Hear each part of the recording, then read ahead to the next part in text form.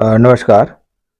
आज हम कुल 24 प्रश्नों पर चर्चा करेंगे, जिसमें से 12 प्रश्न पिछले हफ्ते के रिवीजन हैं और 6 से 12 जनवरी के मध्य महत्वपूर्ण प्रश्नों की चर्चा करेंगे, जो विभिन्न प्रतियोगी परीक्षाओं में पूछे जा सकते हैं।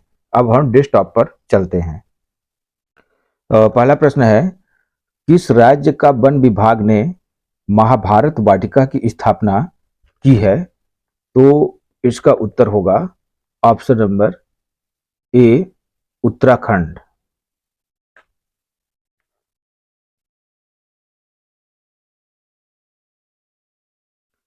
दूसरा प्रश्न है, वर्ष 2024 में मेजर ध्यानचंद्र खेल रत्न पुरस्कार से सम्मानित नहीं किया गया है। तो इसका उत्तर है option number D, Mona Agarwal और साजन प्रकाश।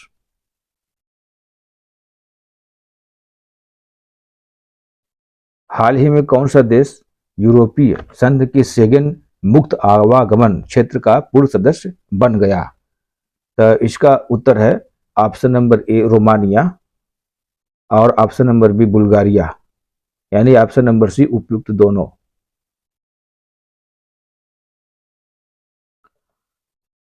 अगला प्रश्न है कि भोपाल गैस त्रासदी का जहरीला कचरा मध्य प्रदेश के किस जिले में स्थानांतरित किया जा रहा है? तो इसका उत्तर होगा ऑप्शन नंबर डी, धार।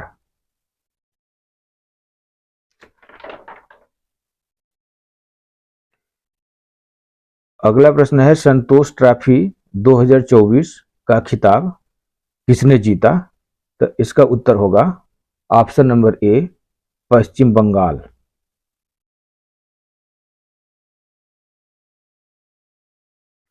अगला प्रश्न है, किस राज्य सरकार ने पुजारी ग्रंथि सम्मान योजना शुरू की है?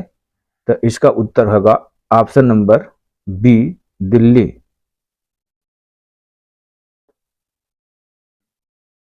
अगला प्रश्न है, एसोसिएशन फॉर डेमोक्रेटिक के अनुसार भारत का सबसे अमीर मुख्यमंत्री है? तो इसका उत्तर होगा option number C, Chandrababu Naidu.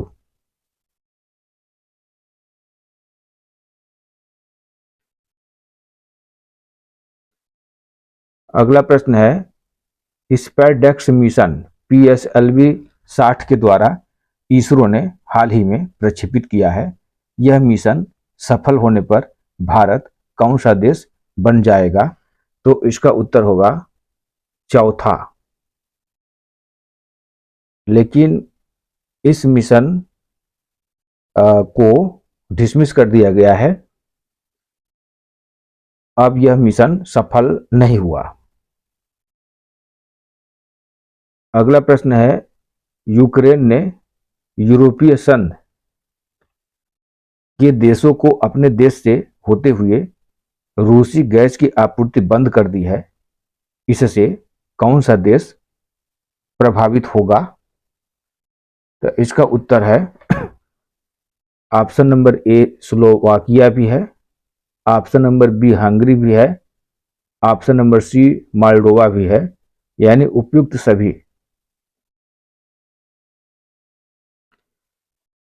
अगला प्रश्न है, अरुण कपूर को हाल ही में किस देश ने उच्चतम नागरिक सम्मान प्रदान किया? तो इसका उत्तर होगा ऑप्शन नंबर ए, भूटान। अब दो प्रश्नों को आप लोगों से पूछ रहे हैं, जिसका उत्तर आप लोग कमेंट बॉक्स में देंगे। एक रिपोर्ट के अनुसार भारत ग्रीन हाउस गैस उत्सर्जन में 2019 की तुलना में 2020 में कितने प्रतिशत की कमी की है? तो इसका उत्तर आप लोग कमेंट बॉक्स में देंगे, जिसका जवाब हम सब देंगे कमेंट बॉक्स में ही।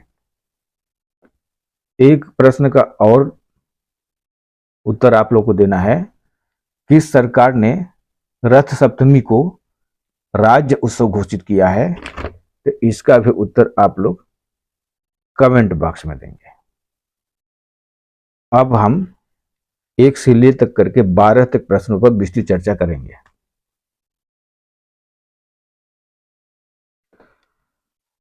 हाल ही में इसरो के नए अध्यक्ष बन गए हैं, तो इसका उत्तर होगा केंद्र सरकार ने वी नारायणन को भारतीय अंतरिक्ष अनुसंधान संगठन इसरो का नया अध्यक्ष और अंतरिक्ष विभाग का सचिव नियुक्त किया है।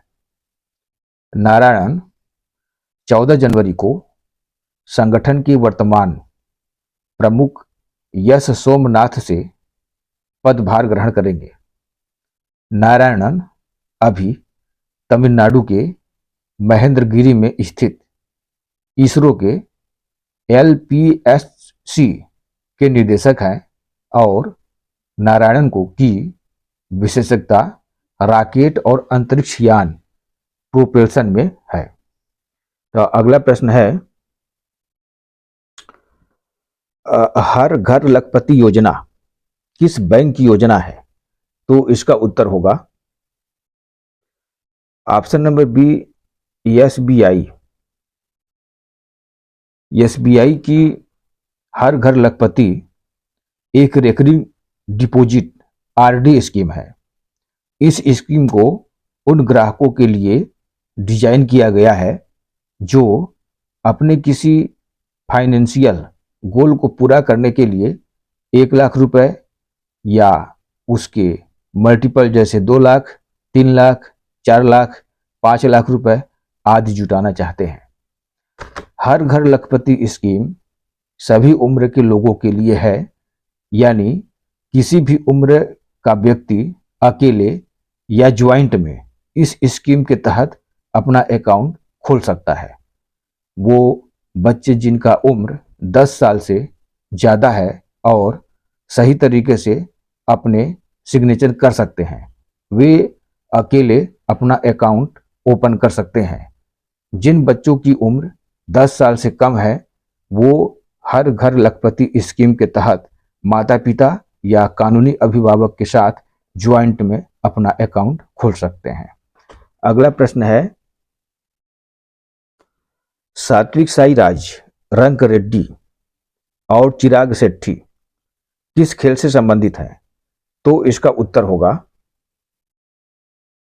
ऑप्शन नंबर सी बैडमिंटन। सात्विक साईराज रंक रेड्डी और चिराग शेट्टी की भारतीय पुरुष युगल जोड़ी ने हाल ही में मलेशिया ओपन 2025 बैडमिंटन के सेमीफाइनल में दक्षिण कोरिया के किम वोन हो और सेओ सेउंग से हार का सामना करना पड़ा। इसलिए हाल ही में ये दोनों खिलाड़ी चर्चित में रहे। अगला प्रश्न है, हाल ही में चीन में नया वायरस दस्तक दी है, इसका क्या नाम है? तो इसका उत्तर होगा ऑप्शन नंबर डी HMPV। एक बार चीन दुनिया भर में चिंता का विषय फिर से बना हुआ है। दरअसल कोरोना के बाद अब यहां एक और वायरस का कहर देखने को मिल रहा है। पिछले कुछ महीनों से यहां पर ह्यूमन मेटान्यूमो वायरस यानी HMPV वायरस तेजी से पैर पसार रहा है, जो भारत में भी इसकी एंट्री हो चुकी है। सबसे पहला मामला कर्नाटक में सामने आया है। इस वायरस की पहचान जैसे लगातार नाक बंद रहना या फिर नाक बहना, सूखी या गीली खांसी जो समय के साथ खराब हो सकती है, हल्का सा तेज बुखार होना, गले में खराश, जलन और परेशानी होना, सांस लेते समय घरघराहट की आवाज, एवरेज में रुकावट का संकेत हो सकता है, सांस लेने में कठिनाई खासकर गंभीर मामलों में, आराम करने के बाद भी लगातार थकान और कमजोरी, फेफड़ों में संक्रमण होना जिससे कि मेडिकल केयर की जरूरत होती है। अगला प्रश्न है, हाल ही में संयुक्त राष्ट्र सुरक्षा परिषद के 5 नए अस्थायी सदस्य चुने गए हैं। इनमें से कौन सा देश अफ्रीकी देश है? तो इसका उत्तर होगा ऑप्शन नंबर ए, सोमालिया। संयुक्त राष्ट्र सुरक्षा परिषद के 5 नए अस्थायी सदस्य देशों ने 1 जनवरी को अपना 2 वर्ष का कार्यकाल शुरू किया है। 15 सदस्य देशों वाली सुरक्षा परिषद के ये 5 अस्थायी सदस्य देश हैं डेनमार्क, ग्रीस, पाकिस्तान, पनामा और सोमालिया। इसके साथ ही इक्वेडोर, जापान, माल्टा, मोजाम्बिक और स्विट्जरलैंड की 2 वर्ष की अस्थायी सदस्यता की अवधि समाप्त हो गई है। ये अस्थायी सदस्य पाने के लिए देशों को कम से कम 2/3 मत हासिल करने की जरूरत होती है, जिनकी संख्या 128 है। अस्थायी सदस्य देशों के चुनाव के लिए भौगोलिक आधार पर 4 क्षेत्रीय समूहों में वितरित किया गया है। अफ्रीका एवं एशिया, पूर्वी यूरोप, लातीन अमेरिका व कैरिबियाई पश्चिमी यूरोपीय व अन्य समूह। तो अगला प्रश्न है, 18वां प्रवासी भारतीय दिवस सम्मेलन हुआ। तो इसका उत्तर है ऑप्शन नंबर बी, भुवनेश्वर। प्रवासी भारतीय दिवस 9 जनवरी को महात्मा गांधी के 1915 में दक्षिण अफ्रीका से भारत लौटने के उपरांत मनाया जाता है। इसी के उपलक्ष्य में भुवनेश्वर में 18वां प्रवासी भारतीय दिवस सम्मेलन की शुरुआत हुई। अगला प्रश्न है, भारत का पहला जैन बीटा का पहला बच्चा किस राज्य में पैदा हुआ? तो इसका उत्तर है option number C, Mizoram. Bharat का पहला जैन बीटा यानी जनरेशन बीटा का पहला बच्चा मिजोरम राज्य में पैदा हुआ है। जेड्डी रेमू अतसंगा और राम जीरमाबी के घर इस बच्चे ने जन्म लिया। इसका नाम फ्रैंकी रखा गया है। 1 जनवरी को रात 12:03 पर इस बच्चे का जन्म हुआ और इसी तरह यह जनरेशन बीटा में जन्म लेने वाला पहला बच्चा बन गया। सामान्य तौर पर जनरेशन 20 साल में बदलती है, लेकिन इस बार महज 11 साल में ही जनरेशन बदल गई है। इसके पहले 2013 से लेकर 2024 तक के बच्चों को जेन अल्फा यानी जनरेशन अल्फा कहा जाता है, जो इससे पहले जन्म लेने वाले बच्चों को जेन जी यानी जनरेशन जेड कहा जाता था। अगला प्रश्न है, खो खो विश्व कप 2025 का शुभंकर है। तो इसका उत्तर है तेजस और तारा दोनों, यानी ए और बी, ऑप्शन नंबर डी हो जाएगा। भारतीय खो खो महासंघ ने पहली बार होने वाली खो खो विश्व कप की ट्रॉफी का अनावरण किया है, जिसका आयोजन 13 से 19 जनवरी 2025 को किया जाएगा।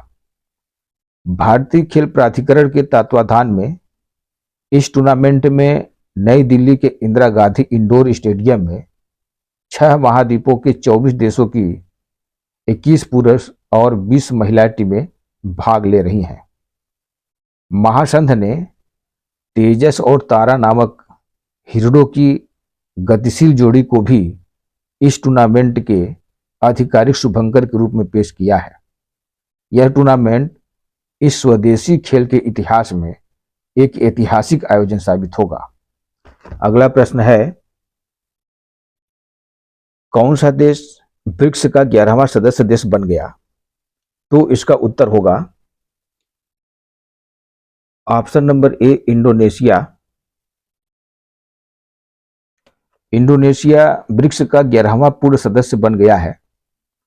ब्राजील ने इंडोनेशिया को पूर्ण सदस्य घोषित किया है। ब्रिक्स में अब ये सदस्य हैं, 11वां सदस्य बन गया है।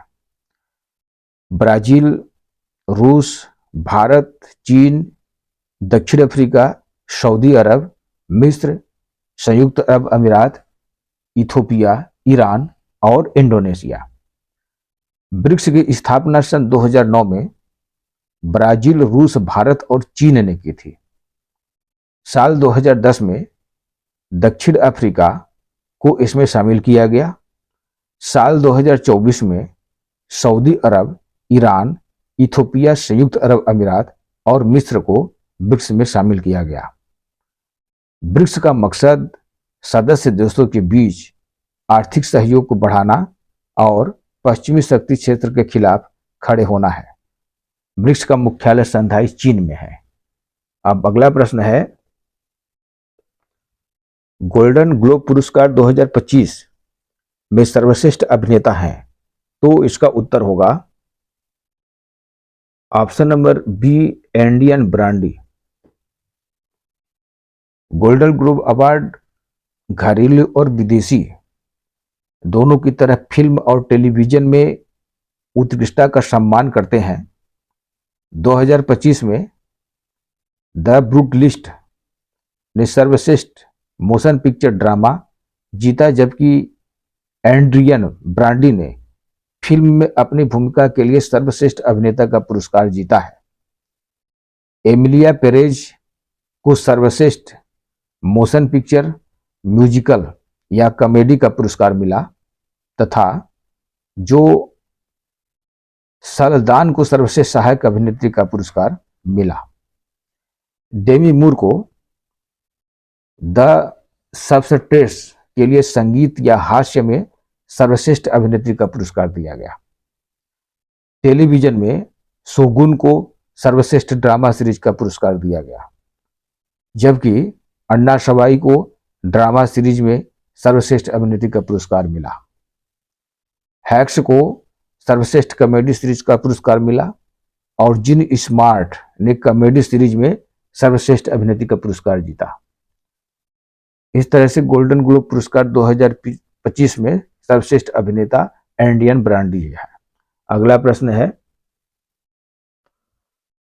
लॉस एंजल्स किस देश में स्थित है? हाल ही में भीषण आग लगने के कारण चर्चित है। तो यह किस देश में स्थित है, यही प्रश्न पूछा है। तो इसका उत्तर होगा option number C, America. America के कैलिफोर्निया राज्य के लॉस एंजल्स में अभी भीषण आग लगी हुई है। यहां 20,000 एकड़ भूभाग में आग बेकाबू है। इस आग से अब तक के कम से कम 10 लोगों की जान गई है, लेकिन यह आग 770 एकड़ भूमि